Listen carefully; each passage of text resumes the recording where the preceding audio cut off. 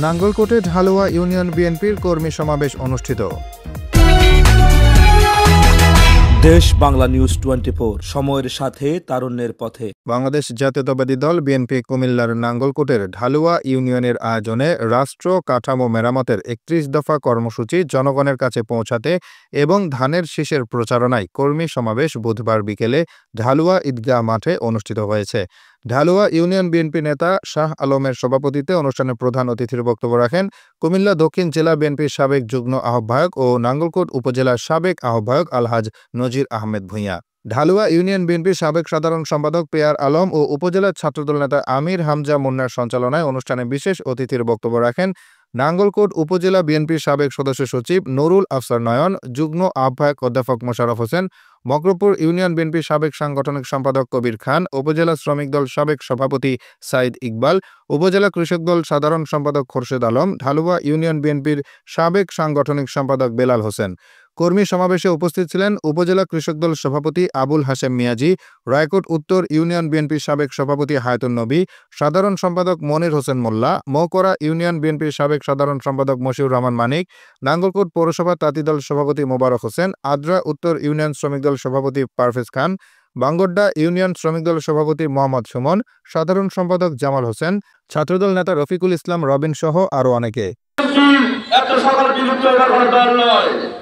আমাদেরকে নিয়ে যারা কুলুপ্তি করছেন সেই আমাদের প্রতিপক্ষ ইসলাম, আমি আমল করলে আমার আমাকে ইনশাআল্লাহ জানাতে আমার অধিকার আছে, আল্লাহ মাফ দিলে আমাদের প্রতিপক্ষ আমাদেরকে বলে আপনাদেরকে জান্নাতের টিকিট দেব, আপনারা কি জান্নাতের টিকিট চান? এরকম বেঈমান দলকে আপনি ভোট দিবেন? বিএনপি হয়েছে গণতন্ত্রমুখী, মানুষের ভাষা বুঝে, সংগঠন বুঝে আমরা এরকম নেতৃত্ব বারবার দিয়েছি। আগামীতে বিএনপি সরকার গঠন করবে। গত 17 বছর আপনারা ঘরে শুনতে পারেন নাই, মামলা খেয়েছেন, হামলা খেয়েছেন, রক্ত দিয়েছেন, প্রোগ্রাম করেছেন, ঘরে ছিলেন না, ঘরে খোঁজ খবর নিতে পারেন নাই। তারপরে বাংলাদেশ জাতীয়তাবাদী দল তথা ধানের শীষের নামকে আপনারা দেশের আনাচে কানাচে হইতে বলিতে আপনারা যে জাগিয়ে রেখেছেন, এই কারণে আমি আপনাদেরকে আন্তরিকভাবে ধন্যবাদ জানাই। সবাই বাংলাদেশ জাতীয়তাবাদী দল আদর্শকে ভালোবাসি, ধানের শীষকে ভালোবাসি।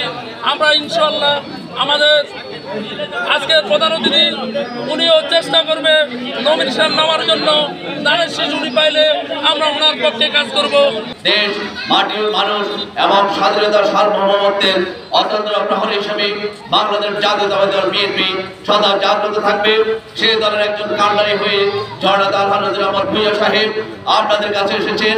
আগামী নির্বাচনে ধানের শীষের প্রার্থীকে বিপুল সংখ্যক ভোটে ভূমিধ্বস বিজয়ের মাধ্যমে এই নাঙ্গলকোটের আসনটি আমরা দেশনেত্রী বেগম খালেদা জিয়া তারেক রহমানকে উপহার দেব। দলের জন্য করেছি, তাহলে আপনাদেরকে মূল্যায়ন করবে, আমাকে মূল্যায়ন করবে।